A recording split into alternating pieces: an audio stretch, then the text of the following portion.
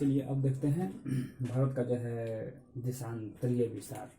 तो भारत का सबसे जो है यहाँ जो है यह पश्चिमी क्षेत्र है, तो 68°7'।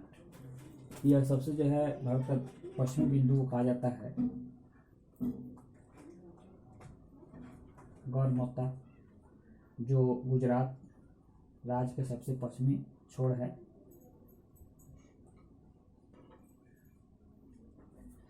और भारत का पूर्वी को जो है कहा जाता है 97°25'। यह जो है इस स्थान को कहा जाता है किबुथु, जो अरुणाचल प्रदेश के पश्चिमी छोर है।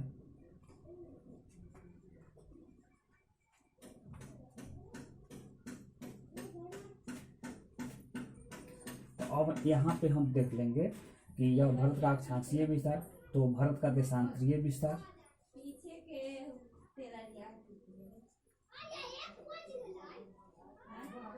देशांतरीय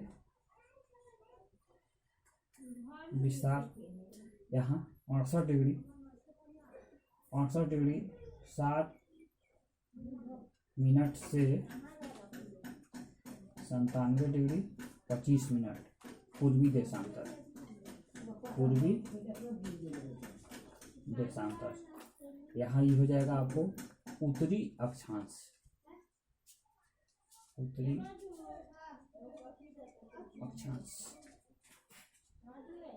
चलिए तो एक बार और जो है देख लेते हैं भारत का जो है अक्षांशीय विस्तार।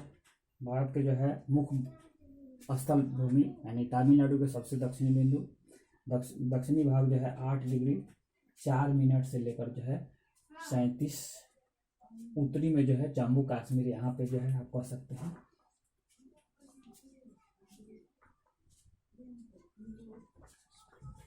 जम्मू कश्मीर, यह जो है। तो यह आपको जो है अक्षांशीय विस्तार हो गया। तो अक्षांशीय विस्तार 8°4' से लेकर 37°6' तक जो है अक्षांशीय विस्तार हो गया। अपना भारत जो है किस अक्षांश रेखा में है, तो उत्तरी अक्षांश रेखा में है। यह उत्तरी अक्षांश रेखा है। इसको जो है कहा जाता है दक्षिणी अक्षांश रेखा। तो अपना भारत जो है पूर्वी देशांतर में और उत्तरी अक्षांश में स्थित है। जो अक्षांशीय विस्तार यानी 8°4' से लेकर जो है 37°6' तक है। और देशांतरीय विस्तार जो है 68°7' यानी गुजरात के सबसे पश्चिमी छोर, जिसे कहा जाता है गौरमत्ता, जो गुजरात में पड़ता है, गुजरात के पश्चिमी छोर पड़ता है। और पूर्वी भारत का पूर्वी जो है अरुणाचल प्रदेश में जो है किबुथा है, जो 97°25' पर स्थित है। यह अपने भारत का जो है अक्षांशीय विस्तार है। अब देखते हैं भारत का जो है मध्य भाग से जो है कर्क रेखा गुजरती है। देखिए यहाँ पे कर्क रेखा गुजरती है, यही जो है कर्क रेखा गुजरती है। यह इस रेखा को कहा जाता है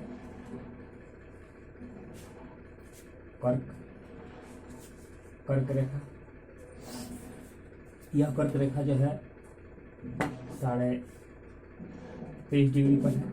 यहाँ पे जो है ध्यान दीजिएगा, यहाँ पे भारत की यह जो है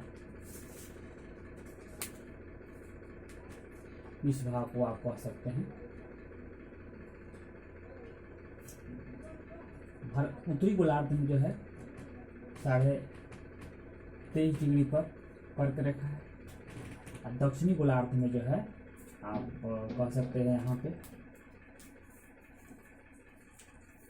यह जो है 23.5° पर जो है यह मकर रेखा है। मकर रेखा, ये दोनों रेखा की विशेषता यही है कि सूर्य का प्रकाश हमेशा जो है इसी बीच में पड़ती है। सूर्य का प्रकाश हमेशा जो है इसी बीच में जो है लंबवत पड़ती है, कभी उत्तरी गोलार्ध में तो कभी दक्षिणी गोलार्ध में। इसी के बीच जो है या ठंडी या गर्मी या किसी भी ऋतु में जो है इसी के बीच जो है पड़ती है। अब जो है देखते हैं यह कर्क रेखा है। कर्क रेखा किस किस राज्य से होकर गुजरती है, तो कर्क रेखा जो है किस किस राज्य से होकर गुजर रही है, तो यहाँ पे जो है 8 राज्य से होकर गुजरती है।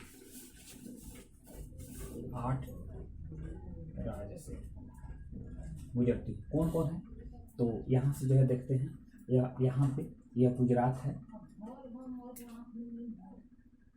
गुजरात है। थोड़ा सा इसका जो है एक जो है जिला गुजरता है राजस्थान का, तो राजस्थान भी कह सकते, राजस्थान है, राजस्थान का एक जो है जिला है जिसे कहा जाता है बांसवाड़ा से होकर जो है गुजरती है। उसके बाद जो है मध्य प्रदेश है, उसके बाद जो है छत्तीसगढ़ है, उसके बाद जो है झारखंड है। झारखंड के राजधानी रांची से यह रेखा गुजरती है। तो यहाँ जो है क्वेश्चन अब बन जाता है कि कर्क रेखा किस राज्य की राजधानी से होकर जो है गुजरती है, तो आप कह सकते हैं रांची। अब जो है यह आपको जो है वेस्ट बंगाल है, उसके बाद जो है यह जो है त्रिपुरा है, यह जो है मिजोरम हो गया, मिजोरम। इस तरह से जो है 8 राज्य है। एक और देख सकते हैं, गुजरात है, राजस्थान, राजस्थान के एक जिला से होकर गुजरती है बांसवाड़ा। उसके बाद मध्य प्रदेश है, छत्तीसगढ़ है, झारखंड की जो है झारखंड की राजधानी रांची से होकर गुजरती है, वेस्ट बंगाल है, त्रिपुरा है और मिजोरम से होकर जो है कौन रेखा गुजरती है, तो कर्क रेखा गुजरती है। लगभग जो है भारत के मध्य भाग से होकर गुजरती है। तो ये एक रेखा हो गया। अब जो है हम लोग जो है पढ़ेंगे भारत का मानक देशांतर रेखा।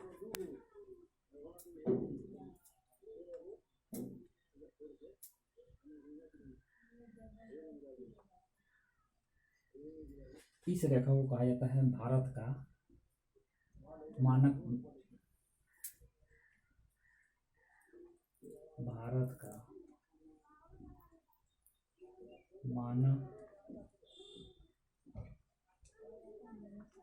देशांतर रेखा, लिख दीजिए रेखा। यह जो है 82.5 डिग्री पर जो है गुजरती है। अगर इस रेखा को अगर कहा जाए तो इसी रेखा को कहा जाता है भारत का स्टैंडर्ड टाइम रेखा, जिसे कहा जाता है IST, Indian standard time, Indian standard time. और जो है यह रेखा जो है भारत के किस किस राज्य से होकर गुजरती है, तो यह रेखा में जो है इस रेखा से जो है लगभग जो है इस रेखा पर जो है समझिए कि जो है 5 राज्य से होकर जो है यह रेखा गुजरती हैं। तो 5 राज्य कौन कौन से हैं देखेंगे। यहाँ पे यूपी है, उसके बाद जो है फिर मध्य प्रदेश है, यहाँ से मध्य प्रदेश है, छत्तीसगढ़ भी आ जाता है, उड़ीसा भी आ जाता है और आंध्र प्रदेश है।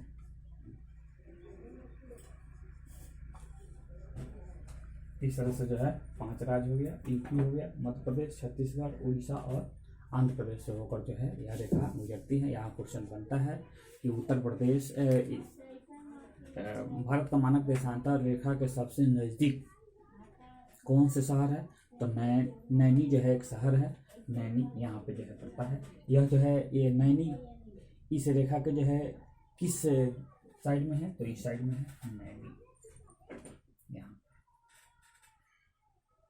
नैनी। चलिए यहाँ तक जो है हम लोग जो है समझ लिए। आगे जो है देखते हैं और भारत का जो है लंबाई कितनी है, चौड़ाई कितनी है, इसको जो है देख लेते हैं।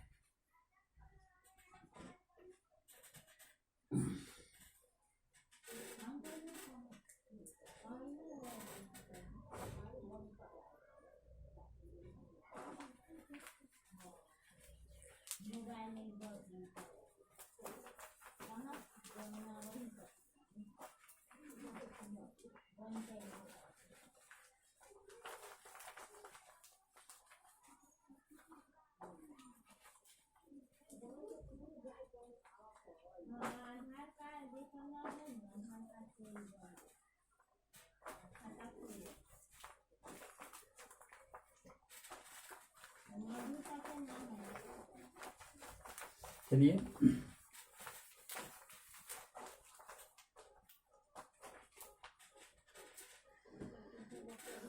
अब आइए, भारत की जो है लंबाई उत्तर में जम्मू कश्मीर से लेकर दक्षिण में तमिलनाडु तक इसकी लंबाई जो है 32 से 14 किलोमीटर है। इसकी चौड़ाई जो है गुजरात के पश्चिमी क्षेत्र से लेकर अरुणाचल प्रदेश के पूर्वी क्षेत्र तक 29 से 33 किलोमीटर है। अब भारत का जो है क्षेत्रफल जो है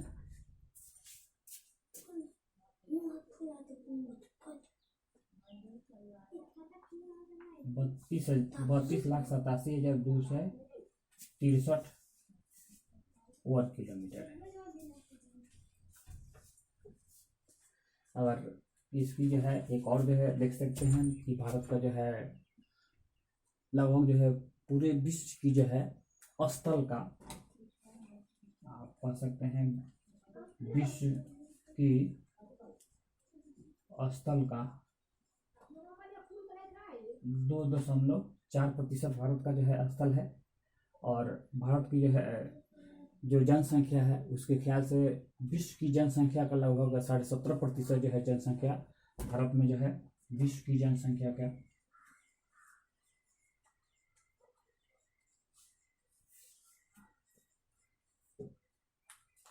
कितना है, 17.5% जो है भारत में निवास करता है। और भारत का जो है अगर पूरे विश्व में देखा जाए तो यह 7वां स्थान है क्षेत्रफल की दृष्टि से। पूरे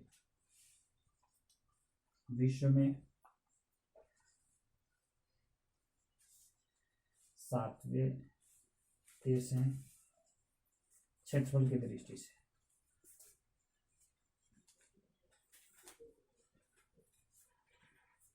चलिए, तो यह हो गया लंबाई और चौड़ाई इसकी क्षेत्रफल और विश्व की स्थलीय स्थल का जो है लगभग स्थल का जो है 2.4% जो है भारत की स्थल है। और जनसंख्या अपने भारत में जो है विश्व की जनसंख्या का 17.5% जो है भारत में निवास करता है। और भारत का जनसंख्या जो है विश्व की जो है जनसंख्या में जो है दूसरे स्थान जो है अपना भारत रखता है। अब देखते हैं भारत में जो है कौन कौन से जो है देशों का लगाव है स्थल सीमा। जैसे मैं यहाँ तक यह जो है भारत के